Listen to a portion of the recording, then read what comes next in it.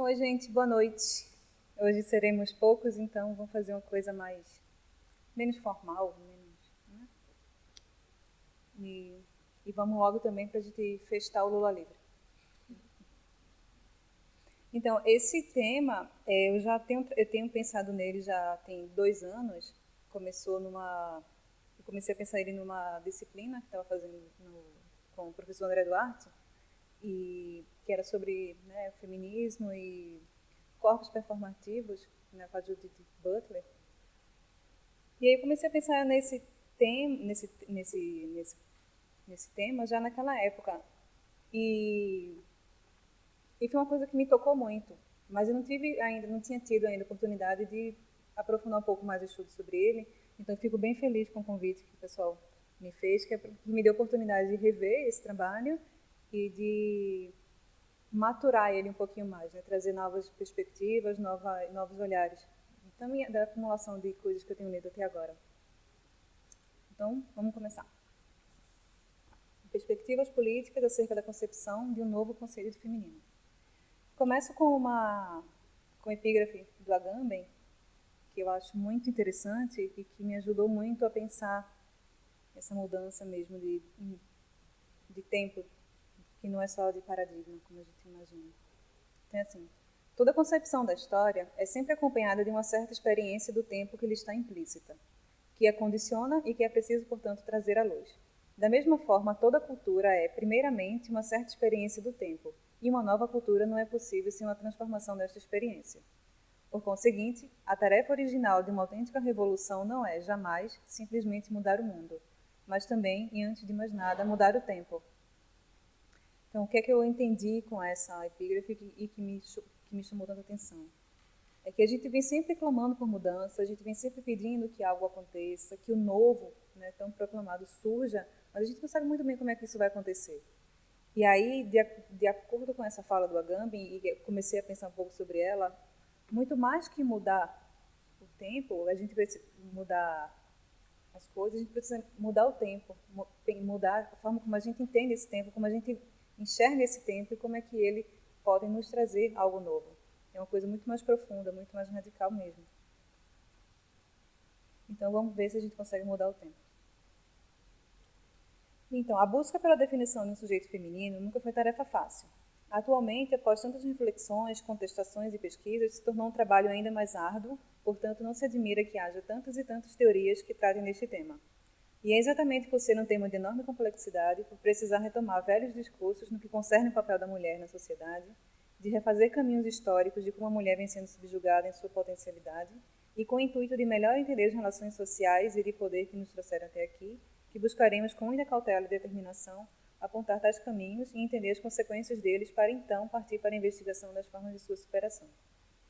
Buscaremos problematizar, assim, algumas premissas de nossa sociedade que estabeleceram a relação de união indissociável entre dois aspectos da vida humana, que são sexo e gênero. Aqui também buscar-se-á a superação dessa união que tem causado uma grande confusão e vem relegando pessoas a uma situação de marginalidade, no sentido mesmo de não pertencer à norma, né, de estar à margem, de estar ao lado. Cada teórico e teórica, ao tratar desse tema, contribui para que mais um pouco dos preconceitos, e aqui entendidos como conceitos prévios, que se tem sobre o conceito do feminino vá se perdendo, e ao mesmo tempo que novas concepções acerca do feminino e seu papel na luta por representatividade sejam entendidas, e que críticas e reflexões sobre tal busca sejam feitas, pois se fazem cada vez mais necessárias, até mesmo para que nesse processo não se perca de vista a necessidade que lhe deu origem, isto é, suprimir a relação de submissão que esteve a mulher dentro de nossa sociedade. Entender as relações de poder exercidas pelo heterossexualismo compulsório, a heteronormatividade alimentada pelo patriarcalismo e seu filho pródigo, o machismo, que permeia nossa sociedade, e aqui cabe uma pequena explicação, no sentido de que em cada cultura, em cada contexto social, a heteronormatividade, o patriarcalismo e o machismo se manifestaram de maneira própria. Não é a intenção desse trabalho levar a acreditar na existência de um patriarcado ou qualquer outro conceito de maneira universal, isto é, que seja o mesmo sem diferenciação e em todo o mundo, sem levar em conta as matrizes culturais, raciais, etnográficas e etc. O que não inviabiliza, por outro lado, a percepção acerca da existência de semelhanças estruturais. Para falar então sobre o feminino, antes é preciso situá-lo na dinâmica social que nos rodeia. Como é entendido pela sociedade, onde e como ele se manifesta, qual o seu espaço de ação, isso é, político, e principalmente porque o feminino é tão mal compreendido e muitas vezes tratado de forma pejorativa, diminuída, repetidamente visto como sendo um problema. Falar de feminino exige empreender a concepção de um sujeito feminino, onde nesse sujeito tenha-se que encontrar todas as predicações que o tornem algo universal, e portanto reconhecível em toda parte. Isso foi o que motivou, no primeiro momento, as lutas feministas. Quando os movimentos feministas eclodiram na década de 70, de 1970, a pauta que unia essa luta era essencialmente a liberdade para as mulheres. Liberdade sobre o corpo, que envolviam questões que iam da vestimenta até o direito da reprodução. Que esta se desse quando e como as mulheres assim desejassem e escolhessem. Dessa forma, entendeu-se a necessidade de uma representação política, o que levou alguns setores do movimento feminista a acreditar na possibilidade de se criar esse sujeito feminino universal, que seria responsável por unificar em torno de uma mesma pauta a luta de todas as mulheres. Como exemplo, temos o movimento das sufragistas na Inglaterra, que ocorreu antes da Primeira Guerra Mundial. Unidas em torno do direito das mulheres ao voto, elas organizaram-se e, após algumas ações envolvendo vidraças quebradas, bombas em caixas de correio e vários tumultos, elas conseguiram ser ouvidas, mas só tiveram sua reivindicação atendida após o término da guerra. Estas mulheres perceberam que, enquanto não tivessem também participação nas decisões políticas, suas reivindicações nunca seriam ouvidas. Portanto, a sua luta pelo direito ao voto se constituía apenas como o primeiro passo nessa busca por representatividade, que se assenta no fato de poder eleger alguém que compreenda e lute por seus ideais. Isto se constitui desde aquela época e perdura até hoje na crença responsável por se ter um sistema político de representação popular, o que temos aprendido duramente nos últimos tempos não ser garantia de muita coisa. Contudo, o tempo passou, os costumes mudaram, a própria percepção do feminismo mudou e hoje, dentro do movimento feminista, tem-se a noção de que pretender que aquilo que constitui o ser feminino possa ser igual em todo o mundo é não levar em conta toda a diversidade de estruturas culturais existentes em cada sociedade, inclusive dentro da mesma sociedade. Talvez por isso, a luta por representação política tenha se tornado algo mais complexo, pois para se alcançar a identidade desse sujeito, é preciso sufocar a pluralidade existente desse mesmo sujeito. Uma vez que é preciso que se crie um sujeito onde possa ser encarnada nele toda a reivindicação política por parte de todas as mulheres, como se as mulheres pertencessem todas elas às mesmas camadas sociais, tivessem elas a mesma cor da pele, enfim, enfrentassem as mesmas dificuldades cotidianamente. O que se acaba percebendo nisso tudo é que muitas das reais pautas em que algumas mulheres possam estar interessadas seriam postas de lado em nome do bem da pauta da maioria. Sobre isso no diz Judith Butler. Cito ela. Os domínios da representação política e linguística estabeleceram a priori o critério segundo o qual os próprios sujeitos são formados, com o resultado de a representação só se estender ao que pode ser reconhecido como sujeito. Em outras palavras, as qualificações do sujeito têm que ser atendidas para que a representação possa ser expandida. Fim de citação. Essa necessidade de um sujeito universal pode ser explicada através do exame minucioso sobre como as estruturas políticas são, na verdade, orientadas por estruturas jurídicas. Aqui eu queria fazer uma pequena uma relação bem interessante que, conversando com o Gustavo há algum tempo, a gente vai se deparando com alguns textos da Grécia, né, algumas obras gregas, e aí a gente lembrou do Voto de Minerva, que é o momento em que, segundo Bachofen, um historiador, em que fez as primeiras pesquisas sobre matriarcado, há a virada do matriarcado para o patriarcado. As estruturas sociais que eram antes definidas pela mulher, a mulher tendo esse lugar, né, de destaque, e aí muda para o patriarcado. Como é que isso se dá?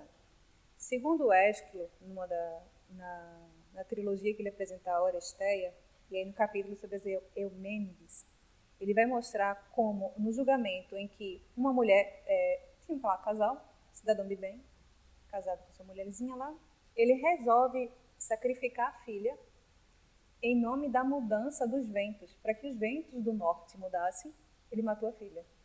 Apolo foi lá no ouvido dele e disse, mata ela que a gente muda. Ele mudou, ele matou a filha, e a dor da mãe, da Climnestra, foi tão grande, e a revolta, que o matou também. Com isso, Orestes, que era o filho desse cidadão de bem, revoltado, foi matar a mãe. Tentou matar a mãe. E aí, nesse momento, a ruptura, porque até então o matricídio era o maior crime que podia se cometer, o pior tipo de crime que podia se cometer. Quando ele atenta contra a própria mãe, há uma mudança. Na verdade, antes disso, Apolo começa lá no ouvido dele: olha, você tem que vingar o seu pai, porque essa mulher matou o chefe da família. Essa mulher matou o que era responsável pela subsistência da casa. Você não pode deixar isso impune. E aí ele vai e mata a mãe. E aí tem todo um julgamento onde as Eríneas, as Fúrias, pedem a condenação do Orestes. E aí fica aquela luta que ele tinha cometido o pior crime que podia ser feito, né? E aí a decisão ia caber a Minerva, a Atena. Era ela que ia dar o voto, que ia dar a condenação ou a liberdade para o Orestes. E aí Atena, que era um câncer, era um aneurisma do Zeus, né? Porque ele nasceu de uma dor de cabeça, ela nasceu da dor de cabeça do Zeus, disse: eu não tenho mãe, eu não tenho esse vínculo, eu só conheço a força varonil. Tem uma citação dela bem interessante. Não tive mãe alguma. O direito paterno e a varonil supremacia que prevalece em tudo, salvo apenas o direito que tenho de ser virgem, leva meu coração à lealdade. Com isso, ela dá o voto favorável a Orestes, e Orestes é solto. E nesse momento há a mudança. Estabelece-se o patriarcado e agora o poder do homem, como sendo chefe da família, que vai determinar as relações jurídicas, inclusive em Atenas.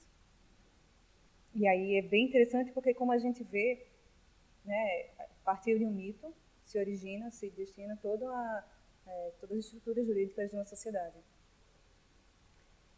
Então, é precisamente nessa esfera jurídica que se tem tal necessidade, pois é ela quem cria essa identidade. É ela quem convence as mulheres da necessidade de pautas estratégicas que sejam capazes de unificar toda a luta feminista, sem se importar com as diferenças que são parte constitutiva dessa luta.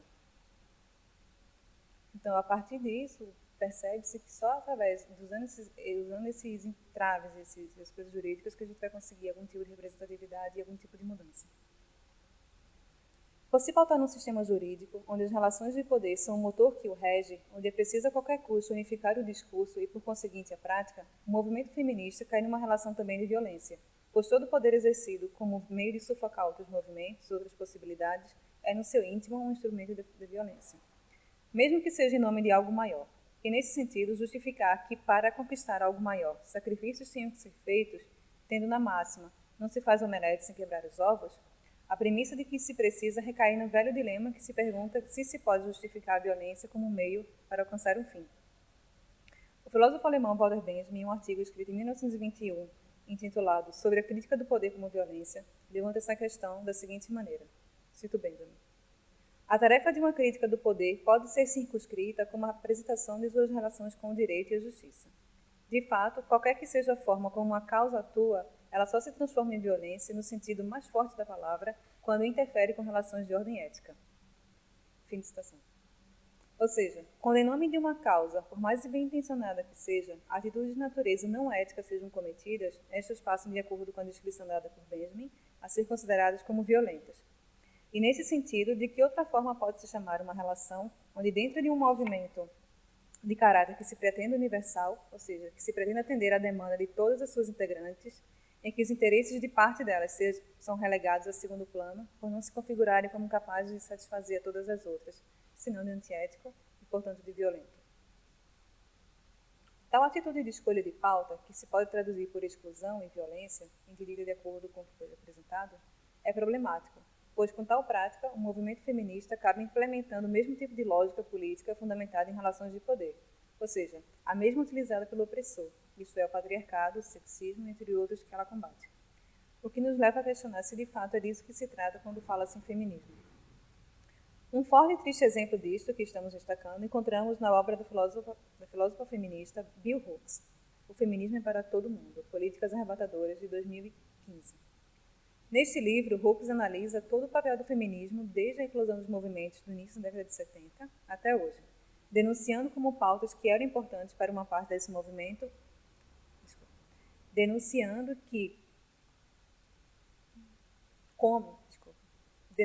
como pautas que eram importantes para uma parte desse movimento foram deixadas em segundo plano. No caso, a situação deplorável da mulher negra, para que outras pautas tidas como mais importantes para o movimento pudessem ser exploradas, que era, no caso, a equiparação salarial entre homens e mulheres.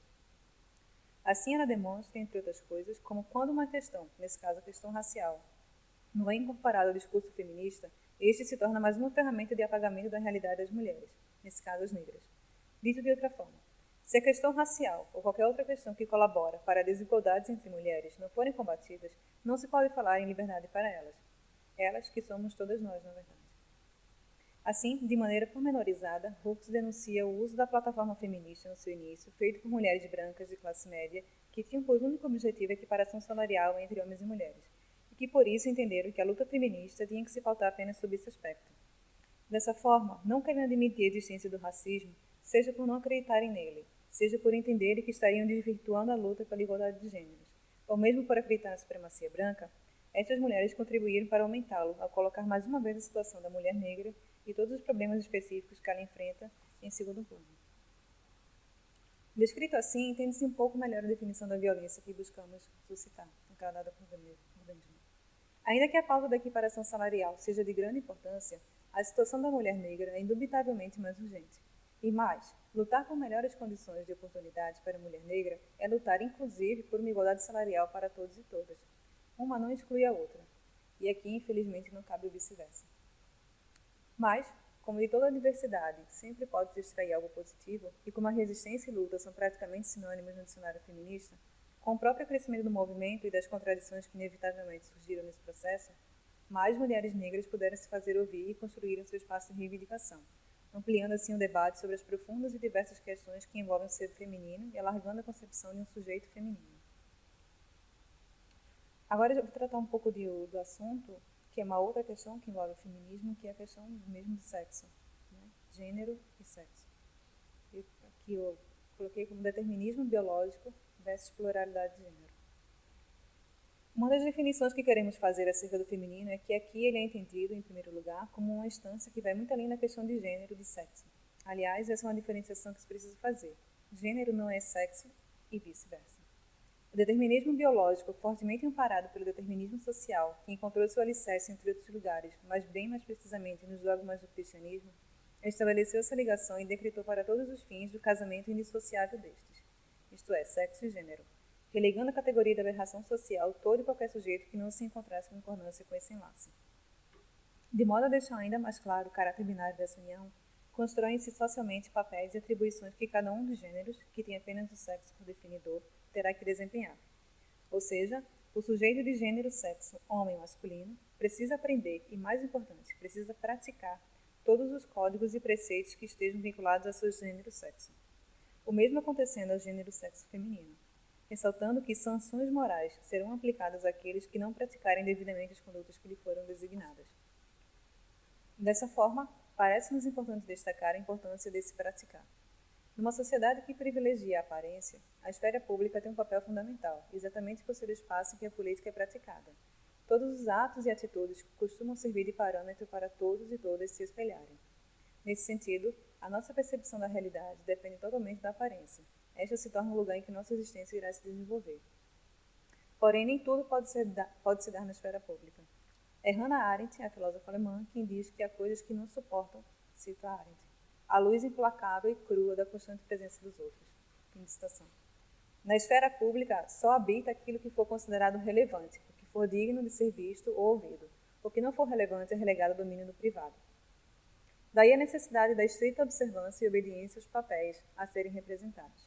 A um chefe de governo, por exemplo, não são permitidas atitudes que o desvinculem de sua imagem de homem viril, que sempre tem a situação sob controle e que possui a resposta para todas as questões.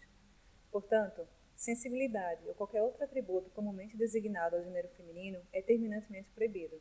Pode ser confundido com fraqueza. Aliás, fraqueza é sempre a categoria que se tem em mente quando se passa a falar do universo feminino, isto é, como frágil, como algo que precisa de proteção, precisa ser guardado, pois não possui capacidade de enfrentamento dos problemas como o homem julga ter. Bem, suponha-se por um momento a existência de um mundo idílico, assim, tal qual a paz perpétua. Onde tudo estaria de fato muito bom, o mundo estaria muito bem organizado, cada um desempenhando o papel que lhe for atribuído, mais uma vez levando em conta apenas o gênero e o sexo que o definiram. Todos estariam vivendo na mais perfeita harmonia e a felicidade estaria ao alcance das mãos. Eis o novo Éden. obviamente para aqueles que nele acreditam. Porém, graças aos deuses protetores da pluralidade, isso não existe. Mais uma vez, chamamos atenção para o fato de que não é o sexo que define o gênero e vice-versa. O casamento indissociável é uma farsa. Os papéis tão bem definidos não correspondem à verdade. Gênero e sexo não são a mesma coisa. Pronto. O mundo também é organizado, tal qual um castelo de cartas desmorona ao primeiro sopro mais forte que enfrenta. É o caos, salve-se quem puder. Ironias à parte, o que se quer dizer é que enquanto o sexo possa ser de fato biologicamente determinado, o gênero não o é. Gênero é uma construção cultural e não possui uma relação de causalidade com o sexo. A pretensa unidade entre sexo e gênero não passa de uma maneira superficial e dogmática de se tratar o tema da sexualidade, que estabelece uma relação binária para tratar de uma questão que se apresenta de maneira múltipla e que tem nessa multiplicidade o caráter mais distintivo do ser humano. Assim, cito Butler. Se os gêneros são os significados culturais assumidos pelo corpo sexuado, não se pode dizer que ele decorra de um sexo dessa ou daquela maneira. Levado a esse limite lógico, a distinção sexo-gênero sugere uma descontinuidade radical entre corpos sexuados e gêneros culturalmente construídos. Supondo por um momento a estabilidade do sexo binário, não decorre daí que a construção de homens aplique-se exclusivamente a corpos masculinos, ou que o termo mulheres interprete apenas corpos femininos. Fim de citação. Ou seja, façamos uma grande concessão e admitamos que haja apenas dois sexos, o masculino e o feminino. Isso é uma coisa que é bastante problematizada hoje. Ainda assim, não se pode dizer que gêneros também só possam ser dois. Se se considerar, é claro, a hipótese de construção cultural do gênero, há uma diversidade sexual gigante que se apresenta com as possibilidades que essa distinção entre gênero e sexo oferece. E disso se segue que é perfeitamente possível encontrar-se alguém do sexo masculino, mas de gênero feminino, e vice-versa, entre outras tantas possibilidades. Concluir que para um sexo corresponde sempre o mesmo gênero não é mais razoável, para se dizer o mínimo. Em face disto, e aproveitando para ampliar um pouco a questão, indagamos. Por que apenas as mulheres cis cabem ao universo feminino? Se agora rompeu-se de vez com a relação unívoca entre sexo e gênero, por seu lado, faz necessário ampliar as características que designam o universo feminino. Levando em consideração todo o caráter de diversidade da luta pelo reconhecimento deste universo, que não se pauta mais nem mesmo pelo sexo, onde o gênero é o verdadeiro aglutinador, o que se quer dizer é o seguinte: mulheres héteros, trans, lésbicas, gays, todos que compõem hoje o universo feminino, são quem verdadeiramente dão sentido à luta, de onde se pode concluir que apenas uma política de representatividade, onde toda essa diversidade seja acolhida, trará a mudança que se espera na sociedade. Não se trata de maneira nenhuma de desmerecer o movimento feminista, mas de refletir se ele se deteriorou numa ferramenta em busca de poder ou se tem permanecido em luta pela busca da igualdade de direito entre mulheres e homens, tendo em mente duas coisas: que o conceito de mulher agora se ampliou, pois não é mais o sexo que o define, mas sim o gênero, e que por isso o universo feminino agora ganhou muito mais representantes. Entendemos que apenas quando nos dispomos a refletir sobre as questões que nos tocam e nossas ações em torno dessas questões é que contribuímos mais eficazmente para que o resultado seja o mais satisfatório. Nesse caso, isto é, do feminismo, que ele seja mais inclusivo. O resgate do feminino. Sendo assim, agora é preciso darmos o próximo passo e elaborarmos um conceito do feminino que abarque toda essa diversidade. Gostaríamos de chamar a atenção para o fato de como o conceito feminino também ultrapassa o âmbito em que primeiro se encontrava. Ele não é mais atributo exclusivo daquelas que compõem esse universo. O conceito de feminino proposto nesse trabalho é de algo que transcende as relações humanas. Ele se encontra em homens, crianças, animais e, sobretudo, na natureza. Feminino, por nós, entendido, é cuidado, é amor, é respeito, é também luta por justiça, por igualdade de direitos para homens, mulheres, gays, lésbicas, trans, negro, negra, pobre, rico, enfim. É indignação com a desigualdade social, com a miséria, com a corrupção que alimenta tais aberrações sociais. É a desolação por testemunhar o que se pode considerar como o início da falência do humano. A barbárie tem vencido inúmeras batalhas. Mas é também o inconformismo com essa situação. É a força para continuar acreditando na reversibilidade de tudo isso e é, acima de tudo, a coragem para prosseguir lutando pelo que se acredita. O feminismo definido aqui é anticapitalista, é antirracista, é antiimperialista. É contra toda forma de opressão, de tentativa de regulação da sexualidade. É preocupado com a questão ambiental, é acima de tudo antipatriarcal, antissexista, entende que a subordinação econômica que produz desigualdades sociais insustentáveis precisa ser destruída E apenas uma sociedade que tenha como meta a igualdade econômica, social, política entre todos e todas trará o fim de tantos males que assolam cada vez mais pessoas ao redor do mundo. Como muitas, se não todas essas características mencionadas estão muito presentes no universo das mulheres, e por mulheres entenda-se todas as características que já mencionamos acima, fica fácil entender a ligação feita de que feminino seja algo restrito ao mundo destas. Mas o que se mostra necessário reforçar é como o feminino transcende a questão binária homem-mulher. Enfatizar como o sexo não define o gênero e que este não passa de um construto de dominação social que tenta explicar a complexidade do humano, através de um sistema binário de caracterização biológica. Por exigir uma postura radical, no sentido etimológico, de ir à raiz, o feminino é algo difícil de se praticar. É uma outra compreensão de estar no mundo que se perde. É uma visão que pede que, antes de mais nada, que se acolha o outro, que o acolha em todo o grau de complexidade em que se apresente, que o acolha em toda a sua contradição existencial e, sobretudo, em todas as suas falhas, pois só assim, com essa plena e total aceitação da alteridade, será possível demolir de uma vez essa estrutura decadente chamada patriarcalismo, que elegeu como sendo uma e o mesmo as categorias de gênero e sexo. Nesse sentido, retomamos Hannah Arendt em sua concepção de esfera pública, na qual esta esfera é o próprio mundo, na medida em que é comum para todos nós, porém diferente do lugar em que nos encontramos. A autora traz a concepção de mundo talhado, fabricado, moldado pelas mãos humanas, pelo trabalho humano. Para ela, cito Arendt, conviver no mundo significa essencialmente ter um mundo de coisas interpostas entre os que nele habitam em comum. Fim de citação. Daí a importância de que nesse mundo todos e todas que nele habitam possam se reconhecer, possam se sentir representados e representadas, pois é o mesmo mundo que ajudaram a construir. Mas, diante de tanta dificuldade, fica a pergunta: como será possível realizar tão difícil tarefa? Isto é, conseguir que as pessoas sejam reconhecidas pelo que é e de fato e não pelo sexo com que nasceu. Para tentar responder a essa pergunta, retomamos um texto de Benjamin, em sua última obra, e de publicação póstuma, em que traz uma nova concepção da filosofia da história, que, sendo muito marcada pela orientação materialista histórica, inova em algumas de suas principais teorias. Trata-se das teses sobre o conceito de história. Dessa obra, interessa-nos observar a segunda tese, na qual o autor trata muito especificamente da passagem da felicidade individual para a coletiva. De que maneira? Bem, em primeiro lugar, terá de haver a redenção do passado, do abandono e da desolação do passado, por meio inicialmente do indivíduo e posteriormente por todos, de um passado que poderia ter sido, mas não foi. É como se a presente geração coubesse em realizar aquilo que a precedente não conseguiu.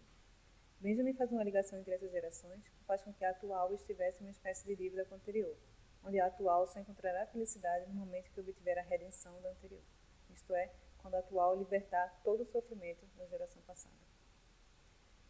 Ou passadas, pode ser vários outros.